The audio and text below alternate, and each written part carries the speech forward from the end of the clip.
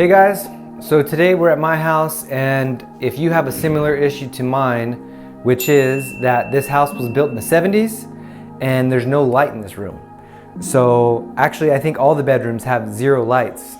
They just have a switch that's dedicated to some receptacle in the room that you flip the switch and the receptacle turns on. So if you're like me and you want to turn your light switch on and it actually turns ceiling lights on, then you're gonna do what I'm about to do, which is remove the switch box completely, and I'm gonna hardwire the power to that outlet permanently, so that that outlet has power continuously, whether or not the switch is going on or off. The way they did it in the 70s was they flip a switch and the receptacle would turn on. They usually turn the receptacle upside down so you know which one it is. In my house, they're all right side up, so you have no idea which one it switches. And then the switch went bad, so that the outlet ended up being continuously powered, so I had no idea which one it was meant to do. But basically the idea is you flip the switch, you plug in some sort of lamp, and it controls that outlet. And so that's how you light up the room. So if you're like me, you want your ceiling lights to light up the room, so we're gonna convert this existing light switch from that original configuration so that we can, do some recessed lights. So I'm gonna convert from a single gang box to a double gang box, and one switch is gonna control the above recessed lights, and then I'm gonna add under cabinet lights. So that's why this second switch is here, which is, the first switch is gonna be this dimmer by Lutron, and that's gonna control the above recessed lights. And the second switch is gonna be occupancy. So it's gonna have a motion sensor, and it's gonna turn on and off automatically. And I'm gonna link that up to the under cabinet lights. And the reason why I'm doing that, that's my own personal preference. You guys can do a dimmer to that, but I personally think it's a cool touch when you walk into the room and the under cabinet lights come on. We're gonna be dealing with, studs after we cut it open, so you never know if you're gonna need to have some spade bits, go through any studs. Those are here.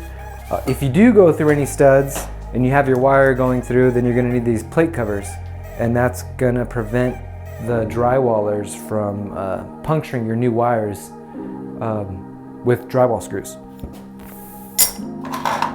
So for my connections, I use these cool new lever connectors made by Wago, and I'm sure you guys have seen them online. So basically you have these levers and you put the wire in, you snap the lever down, and your connection's made. So whatever type of wire connectors you do, twist, whatever, you're gonna have your connectors. So I foresee me needing a Sawzall with a metal bit to cut the nails on the original junction box to get that out of there. If you guys seen any of my videos before, you know I love an oscillator. This comes in super handy when we're cutting drywall, because you'll see as I'm cutting the drywall, it just makes a clean cut, super fast, easy, not much dust. So the next thing I'm gonna talk to you guys about is what gauge of wire you're gonna use. So the code is for lighting and accessory receptacles, you can use 14 gauge 2 wire, and then in bathrooms where you're gonna do like a 20 amp receptacle, you're gonna need 12 gauge wire. So in this case, we're gonna be doing above recessed LED lighting. We can get away with doing 14.2. So that's what we're gonna be doing. So those are basically all the things you're gonna need, more or less. You don't have to have the fittings or anything I'm using exactly, but this is just something I like to use. So let's get into it. Let's see how easy it is. You might end up liking the stuff I do, and you might want to use the exact same stuff I am. We'll see. First thing is we're gonna check to make sure that this power is off. A lot of times you can do stuff when it's hot. I like to play it a little safe and just cut the power. First thing we're gonna use is a chicken stick. A lot of guys call this a chicken stick, but basically it's a current detector. So right now, this thing has power, this whole unit. So what I like to do, if you have someone with you, I like to call them on the phone and go out to the breaker, and then someone in here will just tell you when the beeping stops.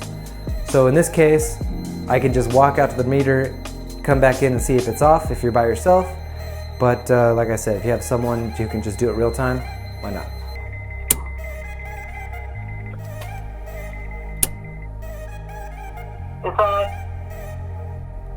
Okay, don't move. Okay. So next I'm going to outline the box where I'm going to cut. It's always better to do a line than to cut freely.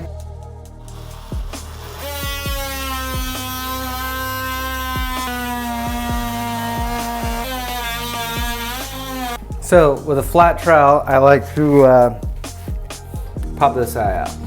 It'd be nice to reuse this. If not, I'll just cut a new piece of drywall. But like I said, it's always nice to reuse the drywall pieces. Okay. So it looks like we found a Romex cable that is powering this room's receptacles, the outlets. And it looks like this is strictly one receptacle. I have no idea which one. And also the lighting. So first thing is I'm gonna cut these nails, remove this junction box, pull out this staple, and then I'm gonna disconnect all these wires and put in our new junction box. After the nails are cut, this box is now free. So our new light box, our double gang junction box, is gonna be higher than this. Back in the 70s, 80s, they put junction boxes or light switches a little lower. So we're actually gonna raise ours. We can actually cut all this wire. Since this new junction box is gonna be about at 48 inches from finished floor, I'll go ahead and make my mark. I'm gonna do top of box to 48 inches. Now that I see that all the wire that I'm gonna be able to use, I'm just gonna go ahead and cut all of this wire that we're not gonna need. Old gang box is trashed. This junction box goes here, and then the new wires will come in here, plus our other wire for the under cabinet lights, plus the wire from the above recessed lights. Okay, so now I have my above new recessed light. We'll call these recessed. And then our under cabinet lights, we'll call these under. And then these two, we will call, let's say, lead and receptacle. I like to get the wires in the box before I attach the box because it's just that much easier. So at this point, I will attach the box. So you can attach the box with any gold screws, drywall screws, and they have the two holes for that. Cool thing about this box is it has an adjustment screw. If you screw it left or right, we'll put the box recessed or out. At this point, I will cut the wires to the length.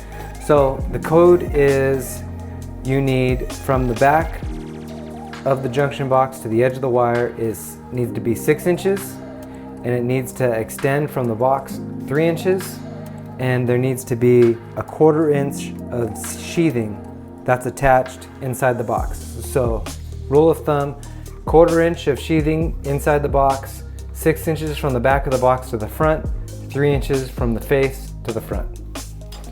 Okay, before I move forward, I'm gonna go ahead and staple this back because the code is within a certain number of inches from the box to your staple, there needs to be a staple. Rule of thumb, a lot of electricians will use, they'll make the hang loose sign, and that'll be your distance from front to back. There's many different ways to strip a wire. There's so many tools out there to get the sheathing back, but one electrician I knew did this, and I thought it was pretty cool. So you basically put a slit in the sheathing, grab the ground wire, and pull. And then you pull the wires out of the sheathing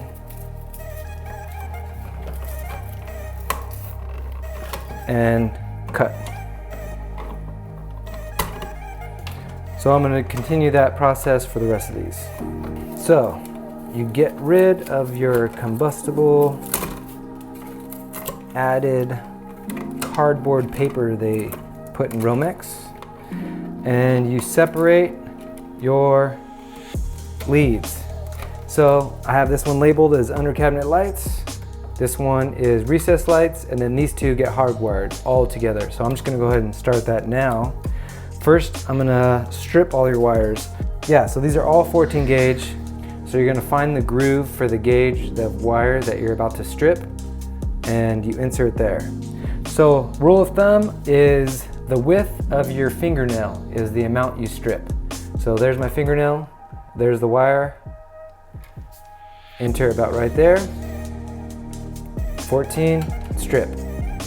And the reason why you do that distance is because when you either use a twist tie, a lever clip, whatever, it's so that when you put your connection on, you don't see any bare metal. That's gonna short out your connection later. Okay, after you're all stripped out, you're gonna go on to the next process. So my last step is gonna be hooking up these switches. The first one, I'm gonna connect all of these that need to be permanently connected for my receptacles to work in this room. So I like to start with ground. Any electrician will tell you, start with ground, so that's what I do. Okay, so we got ground, ground, ground, and then I want to make sure that our receptacles that we're going to install, or our switches, have a ground connection. If they do, we're going to take that in consideration right now. So you can see in this motion sensor, it's going to have a ground lead, so we have to have a ground for there. For the dimmer, you can see that it has a ground here, so we're going to need a ground for there. So that means if I can find a 6-prong connector, then that means I can do this with the easiest, the path of least resistance. This is a 6-connector push connector. It's different than the Wago lever clips because they don't have levers. These ones you just push to connect. You just make sure that when you push it, you can see the wire go all the way to the end. Once you can see the wire, you know you've pushed it far enough. So I'm just going to push all these in right now. Okay, and then you just make sure that you can see all the wires. 1, 2, 3, and 4. Okay, so that leaves me 2 spots for the switch, for both switches, which actually I might as well just put in now while I got it. So this will be your dimmer for the overhead lights on the left. So I'll just push in this now. And you'll notice you can still see bare wire.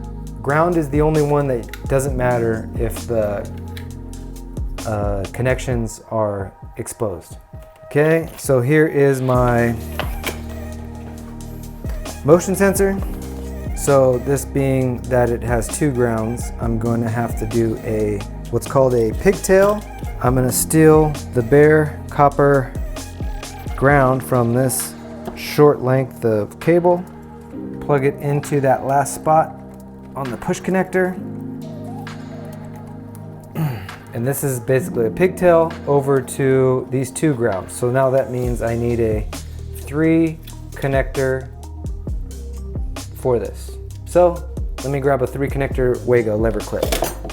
So we open up our first lever, push this in. Same thing with the push connectors. You want to see the wire at the front of the connector to make sure it's fully inserted. Once you drop the lever, it's now fully installed and clamped down onto your wire. It's always a good idea to pick one wire, usually the ground, do it completely until you're done, and then move on to the next. And the reason is that you want to completely separate them from the rest of the wires in your box, in your gang box, and then you're gonna push them and conceal them all the way to the very back. A clean install is an install where all the wires they look nice and pretty and they're off to the side. If you just make all your connections and attempt to push these into the box, you'll have a very hard time trying to fit them in. So good rule of thumb is do 1 wire, in this case ground, and finish it completely. I even like to use some sort of prod and push them all the way to the back. And you'll thank yourself later when you do this, because real estate is very limited in these boxes. Okay, so once ground is complete, let's finish this ground. I got the back ground, let's do this front ground. Get that all the way into the back. Push it back as far as possible. I would say at this point, our ground is complete. The next point is gonna be our common wires, which are gonna be these white ones. So first, whenever you're assembling wires or disassembling, let's say you're disassembling, you start with the ground, then you're doing your neutral, and then you do your hot wire. When you're assembling, you start with the ground, second is your neutral, and then the last is your hot wire.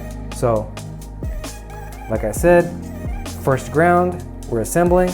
We're gonna separate all the hots, which are the black and red, right? So now that we have all these neutrals, we're gonna install these together, assemble these together, and then move on to the next one. So I'm gonna sacrifice a Wago. You could do a wire nut. It's completely up to you, but this red one with the stripe is for a throughway pole. We cap one of them. There's no way that this bare wire is gonna be able to interfere with anything inside that box now that I have this Wago attachment on there. Now that grounded is complete, we're going to connect all these neutrals, commons.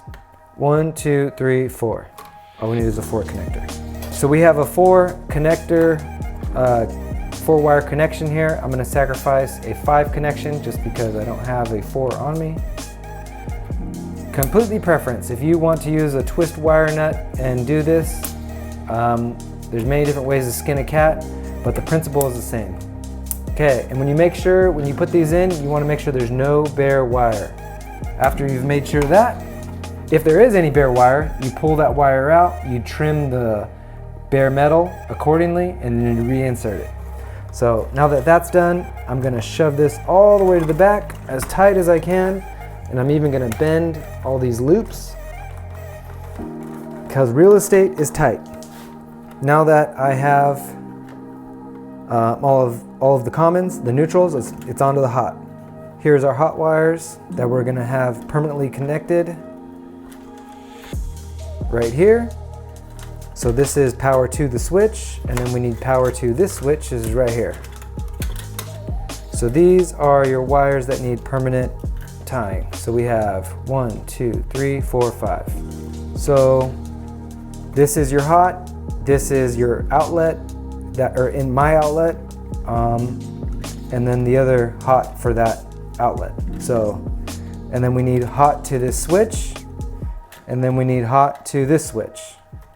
And as you can see, these connections they already made are a little bit wider than my fingernail. Watch this. If I put one in, type it down, cinch it down, you can see some bare wire exposed. Say I put it inside and I touch, look at all those ground wires that are exposed. So if I put this in there and I shove this in there and any wire touches that bare metal, we now just shorted the circuit and none of this will work. So you trim that one and this one. Now that you have them trimmed, you can install. So now that we have those hooked up, make sure this switch is facing the right side up, just like that. We tuck and hide this all the way to the back, as far as possible. Now that's the majority of the work of this outlet. The last part, the last step, this one obviously gets hidden, so I'm just gonna tuck this in. So this is where you pay attention to your labeling. So I can see that this one, this black, goes to my under cabinet lights. And I already told you guys that I wanted to do this motion sensor for the under cabinet lights. So this black goes to that under cabinet light. trim this because it's too long. Do a double Wago. Now my switch is connected to that wire under cabinet lights. The last one is this recess lighting. I have the power to that recess lighting. I can see my label. The hot wire, the black wire to that recess lighting is right here. My double Wago goes one there, and then from this dimmer switch to that recess lighting. So this thing is all completely wired up. Now the last task you're gonna have to do is somehow shove all this back in that box. And if you did what I said earlier, which is pushing each wire completely to the far back section of the gang box, then this shouldn't be that big of a problem. So again, keep in mind pushing this in as you bend these wires back. So you can see that one's gonna fit just fine, right? You can see this wire has, or this switch has a spot that you're supposed to remove because we are doing two switches together. So I'm gonna go ahead and remove those now. You basically grab it with the pliers and you bend it back and forth.